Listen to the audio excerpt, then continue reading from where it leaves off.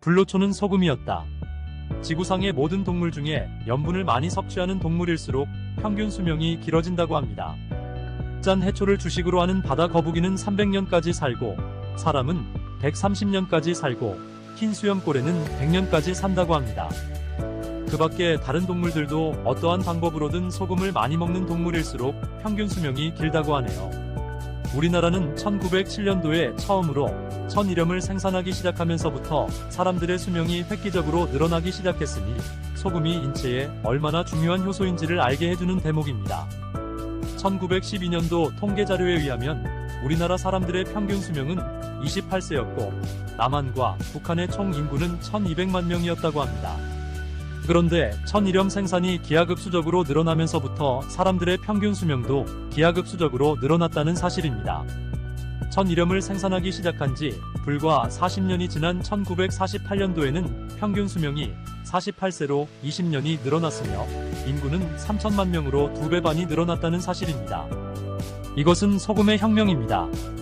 우리 인간들이 그렇게도 찾아 헤매던 불로초가 바로 소금입니다.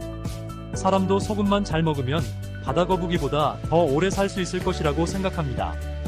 소금은 소화작용, 염장작용, 해독작용, 소염작용, 살균작용, 방부작용, 삼투압작용, 발열작용, 노폐물 제거작용 등을 합니다.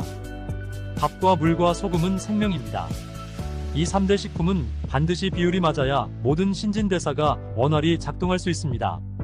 피, 눈물, 침, 땀, 위액, 림프액, 뇌척수액, 안구액, 소변, 대변, 생리수, 양수까지도 우리 몸의 모든 액체는 소금물입니다. 그것도 세계보건기구에서 설정한 0.9%의 염도를 유지해야 건강을 지킬 수 있습니다.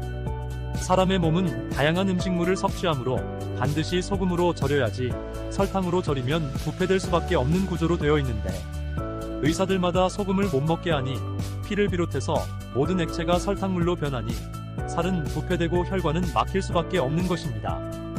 소금은 물을 부른다. 사람에 따라 차이는 있으나 성인은 하루에 2500ml 이상의 물을 필요로 하는데 적당량의 소금을 먹지 않고는 이렇게 많은 물을 먹을 수가 없습니다.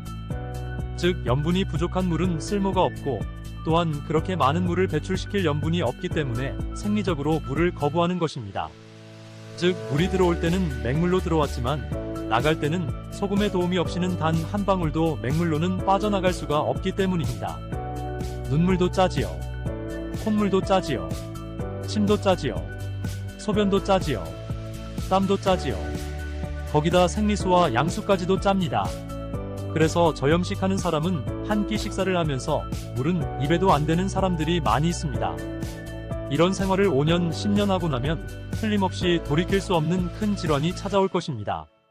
몸은 물과 염분이 부족하면 살기 위해서 중요한 기관부터 염수를 공급하고 생명에 큰 지장이 없는 피부는 염수 공급을 중단하니 머리털은 빠지고 피부는 거칠어지고 온갖 부스럼이 발생하는 것입니다. 그래서 대머리의 근원은 염분 부족이랍니다. 대머리는 보기만 흉할 뿐이지요.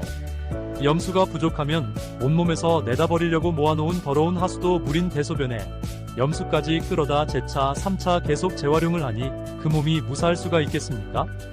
그래서 이런 사람들은 하루에 소변을 2-3번 밖에 안 본다고 합니다. 주변 사람들 중에 암이나 당뇨나 혈관질환 같은 중병으로 죽거나 고생하는 사람 치고 고염식하는 사람이 있는지 찾아보십시오. 아마 쉽지 않을 겁니다. 이러한 환자들은 체내 염도가 0.4%가 넘는 사람이 없다고 합니다. 적당한 염분 섭취로 건강하시길 바랍니다. 염분 부족은 만병의 근원이며 좋은 물, 좋은 천일염은 생명입니다.